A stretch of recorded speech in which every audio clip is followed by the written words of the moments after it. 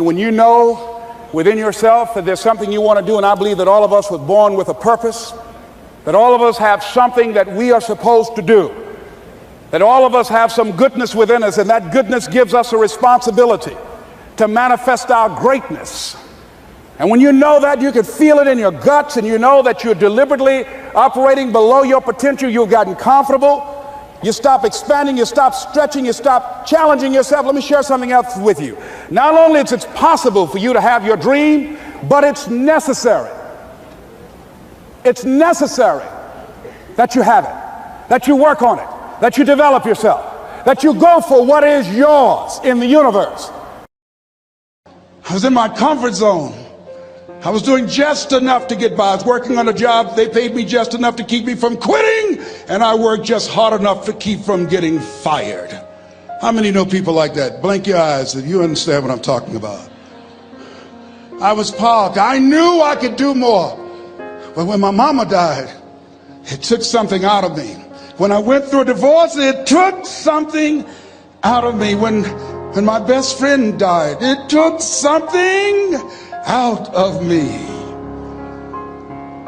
I parked.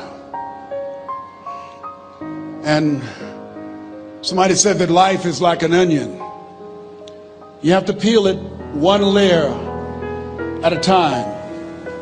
And sometimes you cry. Life's going to happen to you when you have a dream. You're going to get slapped around. And don't take it personal. Don't ask, why did this have to happen to me? Why not you? Who would you suggest? You want to give us some names, some email addresses? And don't tell everybody. 80% don't care and 20% glad it's you. It's called life. Suck it up and move on. Get over it.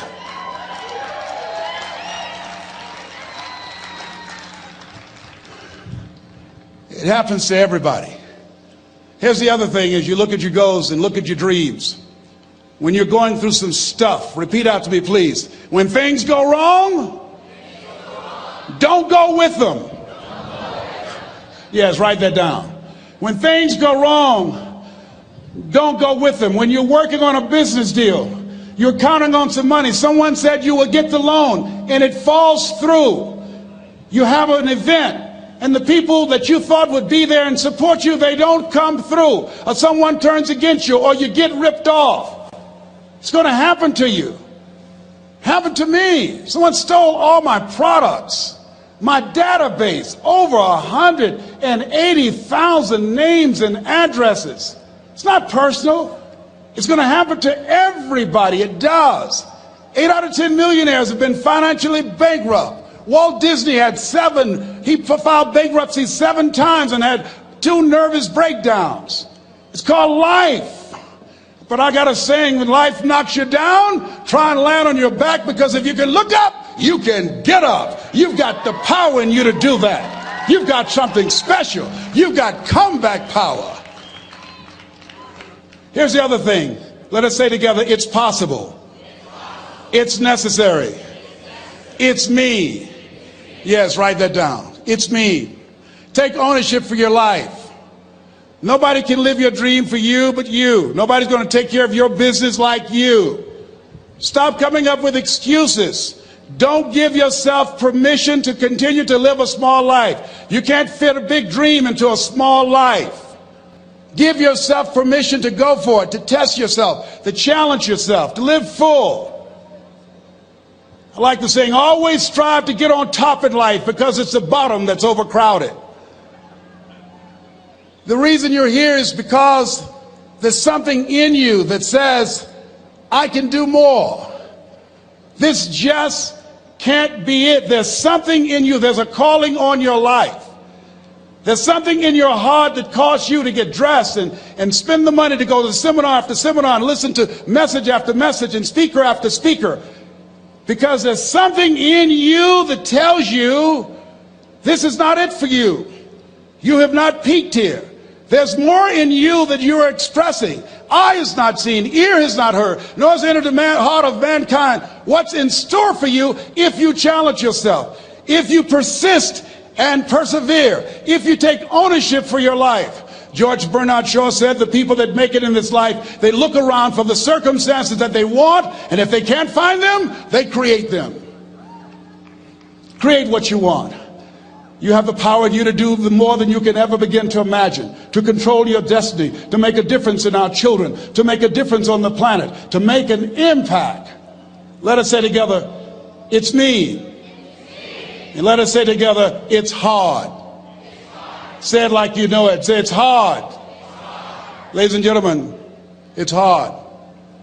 There are people who have seen their retirements taken away from them by the corporations that they work for. They were within 2 or 3 years of retiring, and they had it taken from them.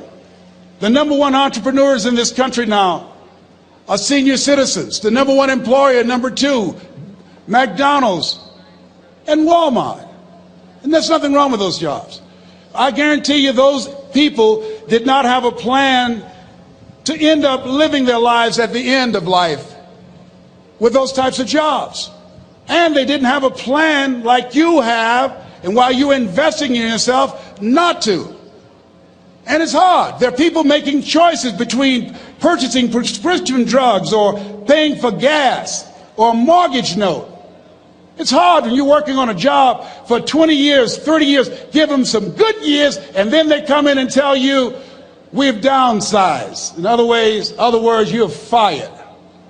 And then you have to start all over again. How many of you know it's hard? Raise your hands, please. It's hard. And it's not fair. One of the things I like about T. Harv is he talks about work and investing in yourself.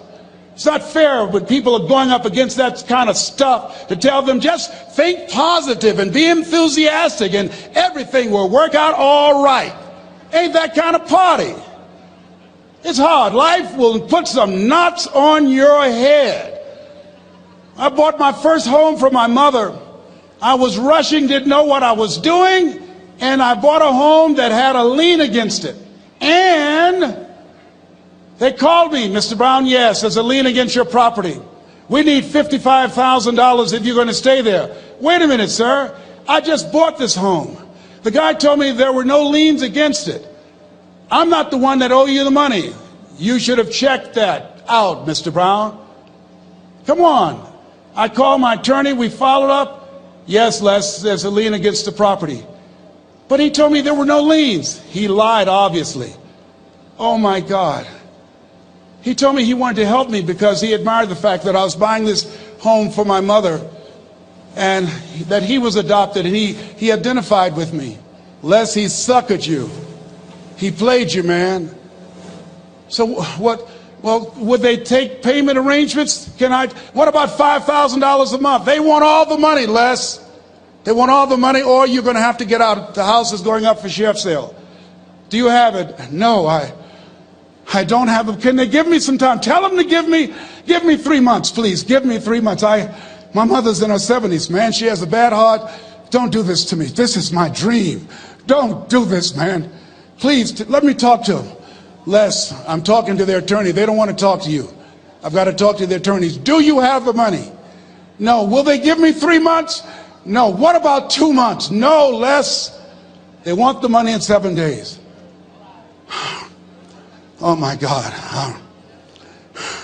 Let me call you back. I'm not sure.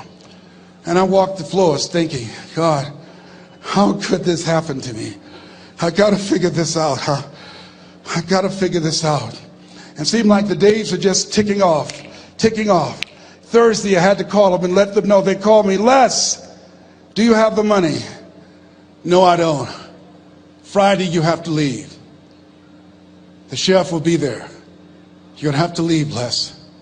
They're going to take my house. What about my down payment? You lost it, Les. You lost it. Okay. I got to go. Yes. I prayed, Lord, please, if you show me that you're real, if you're really real, you think Paul worked for you, you haven't seen anything. Don't let me lose this house and watch what I'll do for you. I was trying to cut a deal. Have you ever tried to cut a deal?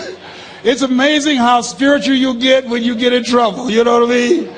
When I was diagnosed with prostate cancer, I was going to bed with the Bible and the Holy Quran and Science of Mind and Joel Goldsmith, everything I could find. I was praying to Jesus, Yahweh, Melchizedek, everybody. I was calling on everybody. It's amazing. And here I was walking the floor, 3 o'clock in the morning, and I had to go and wake my mother up. I got on my knees and I said, Mama, I need you to wake up. She said, what's wrong, Leslie? I can hear you walking back and forth. I'm not asleep, son. I said, there's something I need to tell you. She said, your eyes are red. Why are your eyes red? Because I feel so stupid now. Why? We got to move tomorrow. Why, Leslie? There's a lien against the property and they want $55,000 and I don't have it. And we're going to be set out tomorrow. We have to go back to Liberty City. So she said, it's okay. I don't like this house anyhow. I said, why? She said, because of my arthritic knees, it hurts my knees when I go up the steps. I said, and why didn't you tell me? Because you were so happy. I just said it because you were happy. I'll live in a shack with you, boy. I love you. It's not the house. I love you. I love all my children. I said, thank you, Mama. Thank you. And the next day when we were in the truck going back to Liberty City and we pulled down 68th Terrace, the neighbors came out and said, wow, Mamie, y'all coming back? Are you back? Yes. What happened to the home your boy bought for you? Those boys you adopted. Leslie didn't do a title search. He made a mistake. And boy, I was so humiliated. How many ever made a mistake that you were just humiliated? Raise your hands. I was devastated. I was taking the furniture off the truck and my mother came and I was crying and she said, boy, I said, yes, ma'am. She said, hold your head up. I said, Mama, I can't. She said, hold your head up. I said, why? Look what I've done. She said, it's okay.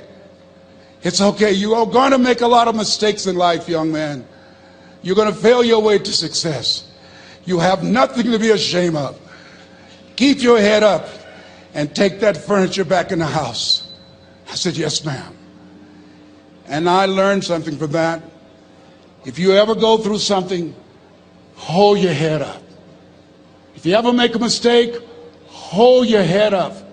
If you ever do something that everything goes wrong, life catch you on the blind side, hold your head up. It's not over. Goethe said, that which does not kill you will make you stronger. Hold your head up. Shake someone's hand on your right and left and say, hold your head up.